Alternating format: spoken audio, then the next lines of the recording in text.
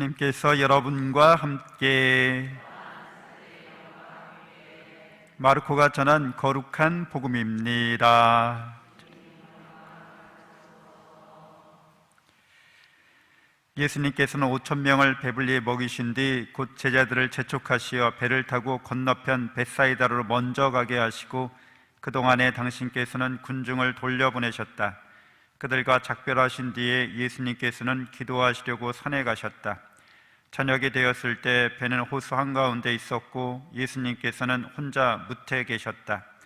마침 맞바람이 불어 노를 젓느라고 애를 쓰는 제자들을 보시고 예수님께서는 새벽녘에 호수 위를 걸으시어 그들 쪽으로 가셨다. 그분께서는 그들 곁을 지나가려고 하셨다. 제자들은 예수님께서 호수 위를 걸으시는 것을 보고 유령인 줄로 생각하여 비명을 질렀다. 모두 그분을 보고 겁에 질렸던 것이다. 예수님께서는 곧 그들에게 말씀하셨다.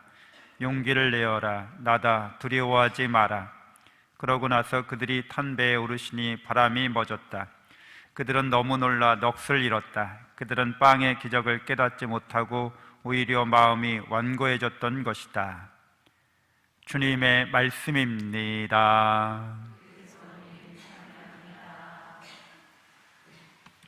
참 예수님, 하느님의 복동이 사랑합니다. 사랑합니다.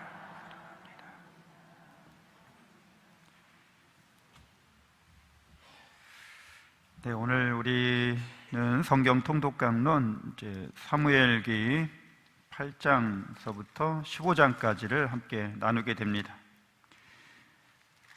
이제 사무엘이 사울을 왕으로 기름 붓게 되는데요. 사울은 첫 번째 왕이 되는 거죠. 그래서 이 첫 번째 왕이 된 사울이 베냐민 지파에서 나온 사람이라는 것을 우리는 알게 됩니다. 베냐민 지파에 관련해서는 판관기 19장에서부터 그들이 저지른 만행 때문에 내전이 일어나게 되는 상황이 이렇게 전개가 되죠. 그래서 베냐민 지파 사람들이 많이 죽게 됩니다.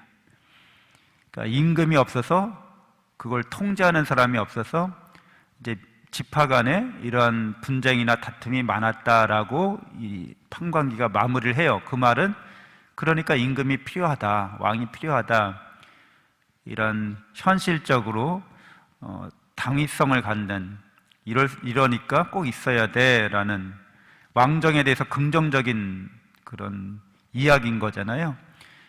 근데 또 왕정에 대해서 부정적인 그런 견해도 있고 여론도 있었던 거죠. 두 가지 견해가 긴장 관계가 있는 거예요, 성경에 보면. 그래서 여러분이 성경 읽다 보면 어떤 때는 왕정제도를 좋게 말하는 것 같은데 어떤 때는 왕정제도에 대해서 아주 안 좋게 이야기하는 그런 문맥상의 뜻을 우리가 접하기도 합니다. 하여튼 그 베냐민 지파라고 하는 건 그래서 소수 지파가 된 거죠. 다른 12지파에 비해서 인원이 적은 거예요. 그 중에서 사울이 임금으로 기름 부음을 받았으니까, 그래서 이제 기름 부음 받다는 거는 왕이나 예언자나 사제나 이렇게 기름 부음을 통해서 구원자 역할을 하는 거죠. 그리스도라는 뜻, 메시아라는 뜻이 되는 거잖아요. 소수에서 기름 부음을 받았기 때문에, 그리고 첫 번째 왕이기 때문에 그런 긴장이나 갈등이 있다고 그랬잖아요. 왕정을 해야 돼. 아니야, 왕정은 필요 없어. 이런 소수 지파에서 이런 첫 번째 왕으로서 이런 두 가지 상반된 기류 속에서 수행을 하려니까 쉽지 않겠죠, 사울이. 그럴수록 더욱더 하나님 말씀에 의지하고 하나님 뜻에 따라서 자기 임무를 수행해야 하는데, 이제 우리는 그렇지 못한 모습을 보게 됩니다. 사울이 첫 번째 이제 왕으로 뽑혔을 때 사무엘은 그들에게 왕정제도에 대해서 이렇게 설명을 해줍니다. 사무엘 상권 10장 25절, 사무엘은 백성에게 왕정의 권한을 설명하고 그것을 책에 적어 주님 앞에 두었다. 그러니까 이스라엘의 왕이라고 하는 것은 주변 나라의 왕과는 다르다는 거예요. 이스라엘의 왕은 철저하게 말씀에 따라서, 하나님 말씀에 따라서 자기 백성을 돌보는 존재, 특별히 군사적인 그런 책무를 초기에는 이제 강조하는 거죠. 하나님 백성을 이끌고 이제 전쟁에 임해야 되는 존재로 그렇게 내용이 그렇게 기록이 됩니다. 사울이 첫 번째 전쟁을 통해서 이제 왕위를 굳히게 되는데, 그때 12장에 보면 이제 사무엘이 고별사를 하죠. 그러면서 내가 판관으로, 이제 마지막 판관이니까 내가 판관으로 있는 동안 잘못한 일이 있으면 이 자리에서 새로운 임금이 있고 여러분이 다 있으니까 이 자리에서 밝혀주십시오, 이렇게 얘기를 해요. 그리고 자기 자신이 청렴하게 일했음을 이제 드러내고, 그리고 임금이 세워졌지만 결국 중요한 것은 백성 여러분이라고 이렇게 강조를 합니다. 12장 14절에서 만일 여러분이 주님을 경외하여 그분을 섬기고 그분의 말씀에 순종하며 주님의 명령을 거역하지 않으면 여러분뿐 아니라 여러분을 다스리는 임금도 주 여러분의 하느님을 따르게 될 것이요, 그러나 여러분이 주님의 말씀에 순종하지 않고 주님의 명령을 거역하면 주님의 손이 여러분과 여러분의 임금을 치실 것이요, 백성이 하나님 말씀으로 이렇게 잘 단합되어 있고 하나님의 말씀에 따라서 살아가려고 노력하면 임금도 그렇게 백성을 따라서 그렇게 살 거라는 거죠. 근데 여러분이 하나님 말씀을 가볍게 여기고 따르지 않으면 임금도 그러할 거라는 거예요. 이게 임금이 잘해야 백성이 잘 된다, 이런 말도 성립하긴 하지만 이제 사무엘은 백성 여러분이 하나님 말씀으로 온전히 깨어있고 하나님 말씀에 결합되어 있어야지만 임금도 함부로 엇나가지 못할 거라는 거죠. 그래서 백성에 대해서 더 무게를 두고 강조점을 두고 있는 거죠. 사울은 이제 본격적으로 주변 민족과 전쟁을 할 때 이제 왕으로서, 군 수권자로서 이제 전쟁에 앞서게 됩니다. 그래서 필리스티아인들과 전쟁을 하게 되고 이제 전쟁에서 이제 승리하게 됩니다. 그래서 왕위를 점점 더 굳혀가는데, 안타깝게도 이제 아말렉과의 전쟁에서 큰 잘못을 저지르게 돼요. 아말렉은 잘 아시는 것처럼 이스라엘 백성이 이집트에서 나올 때 사막에서 약탈하는 민족이었던 거죠. 약탈 부족이어서 사막에서 이스라엘 백성이 지나갈 때 그들을 쉴 새 없이 공격하고 괴롭혔던 그 이민족인 거예요. 그래서 그 아말렉과의 전쟁을 하는데 하나님께서 사무엘을 통해서 이제 완전 봉헌물, 그러니까 아말렉 족을 하나도 남기지 말라고 그렇게 명령을 내립니다.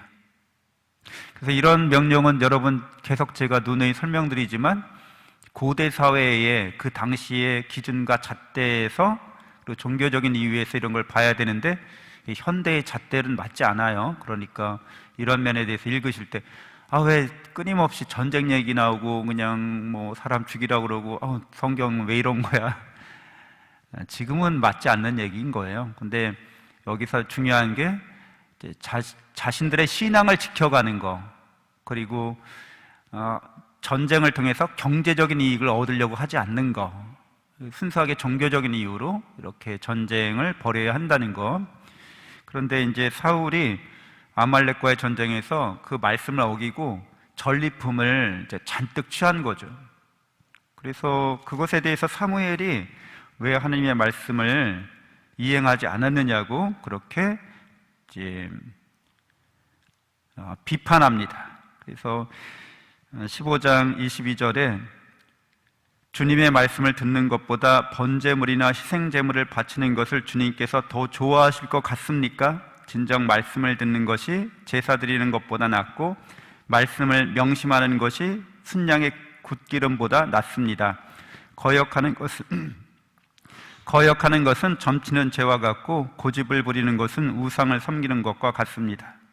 하나님의 말씀을 거역하고 고집을 부리는 것은 이제 이집트의 파라오와 같다는 거죠. 그래서 파라오가 마음이 완고해져서 하나님 말씀을 안 들으려고 하잖아요. 그래서 벌을 받게 되는데, 말씀을 순종하는 것이 우리에게 요청된다는 거예요. 그러니까 내가 봉헌을 많이 하고 재물을 많이 바치고 외적으로 드러나는 행위보다 내적으로 하나님 말씀 따라 살려고 하는 그런 결심을 봉헌하는 거, 그렇게 살려고 노력하는 것이 하나님 보시기에 옳다는 거죠.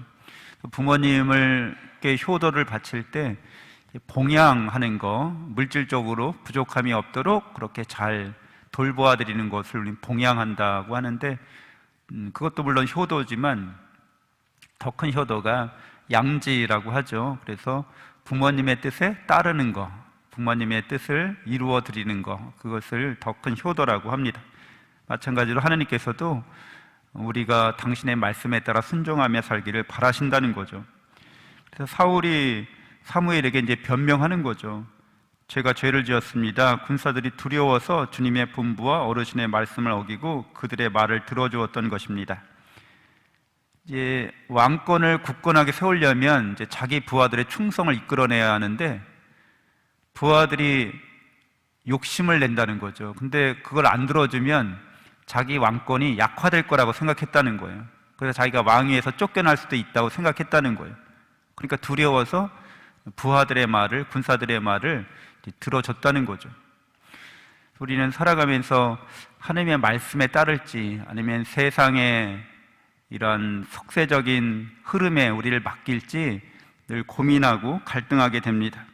근데 우리가 두려워하는 것들은 하나님의 말씀을 지키지 못하는 걸 오히려 두려워해야 되고, 이런 세상에서 우리에게 줄 수 있는 그런 두려움에 대해서는 결단코 이렇게 용기를 내서 그 말씀을, 하나님의 말씀을 실천하는 우리가 되어야겠습니다. 살다 보면 이제 이러저러한 경우에 우리가 결단을 내려야 할 때가 있죠.